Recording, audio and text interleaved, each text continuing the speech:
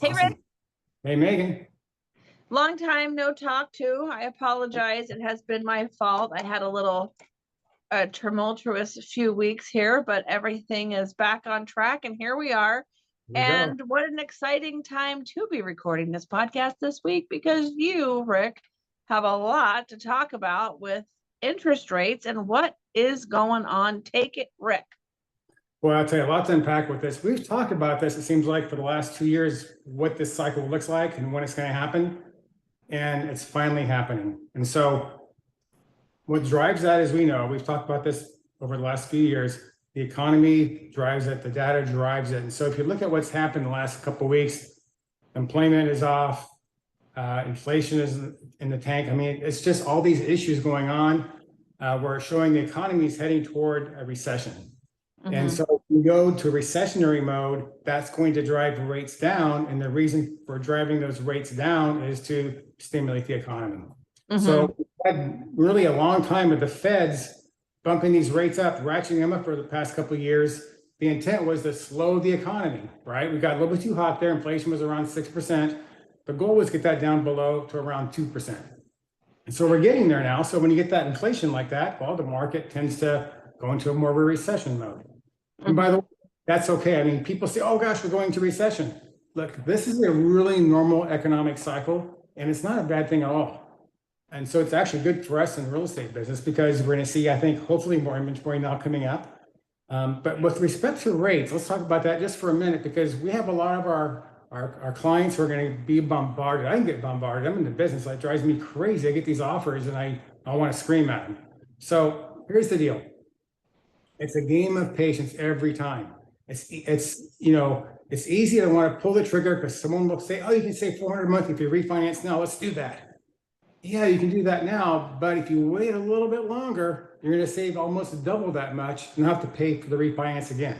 So really think of the refinance as more of a one and done kind of a process. You don't want to keep refinancing things. These lenders out there will send you stuff in the mail and offers on TV. They don't care. They just want to keep churning you. They'll refinance you every 6 months if they have to. That's bad for the homeowner. Bad for the homeowner. Okay. We don't want to do that. So, and by the way, when I see the media too, say, oh, rates are plummeting, rates are dropping. Again, rates don't do that. That's just media stuff. Rates don't plummet. They don't plummet. They go down incrementally, very little bits at a time, not very much. Okay. But over time, yes, we'll see that rate drop. I think sometime next year, I think we could be closer to 5% sometime next year, 5 and low 5. I think we will. That's a bold That's prediction, bold, Rick. but I think we're going to get there. I think we're pushing that 6% mark right now, to be honest with you. Very close, not quite, but we're heading that way. But here's the thing. We're not going to see that rate drop overnight. I mean, for people who are buying houses right now, great news, the rates are down. They're down quite a bit from where they were 6 months ago. That's great news. But, once we get into that house, we just got to be patient. And for the people we did, business with a couple of years ago, again, it's the game of patience. We're just patient with that.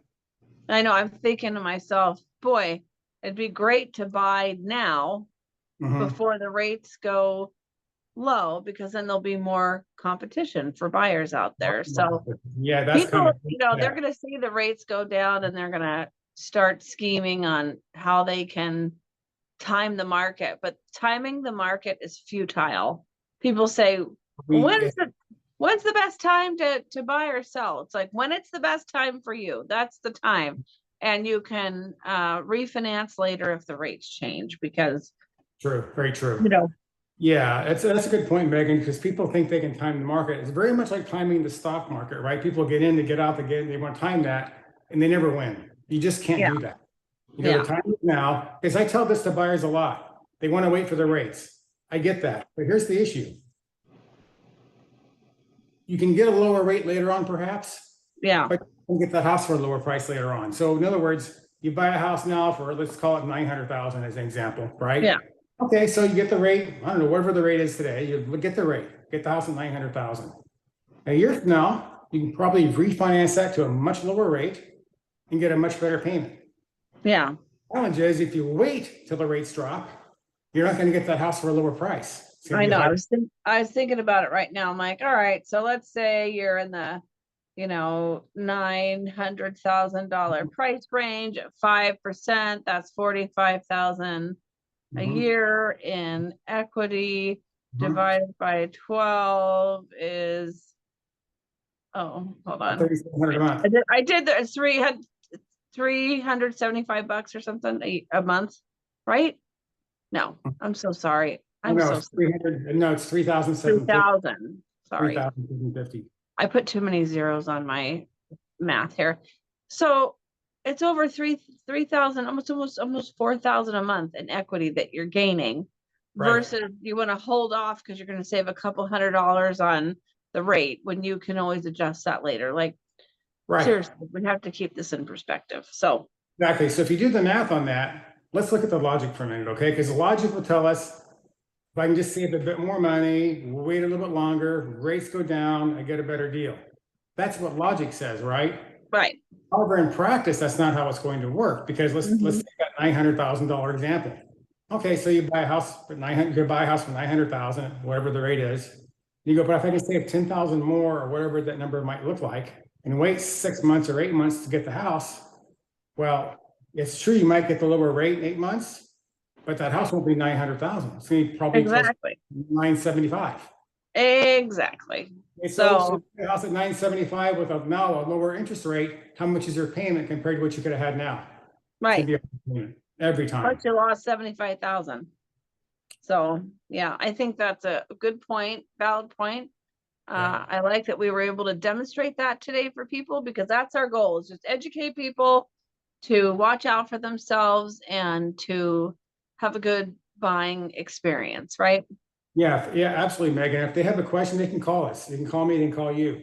Yeah, We do yeah. this every day. We do this every day. We see this in practice. We see the examples. And by the way, you and I both see the fallout of bad decisions. Oh my We, God. we want the people that know and trust us to be able to avoid those bad decisions. Exactly. Exactly. I agree. Well, are you excited about the new buyer's agents agreements? Have you guys heard much about that? I'm It's sure it's gonna push our industry in a much better direction. So hopefully you'll be working with very lovely, competent realtors to help your borrowers that I'm not helping because you have many borrowers that you help. So I'm happy for you, Rick. Your dreams have come true. And Yeah, well, here's the good news on that. The days of people getting in this business and calling it a part-time gig for some extra fun money, those days are gone now.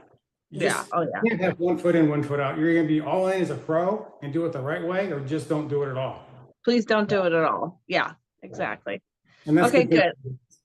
Good talk, Rick. I appreciate you. Appreciate And I look forward to 5% rates next year. it. It'll be fun for sure. I'm looking All forward to right. it. Go All for right. it. I'll talk to you soon. Thanks, Megan. See ya. Bye.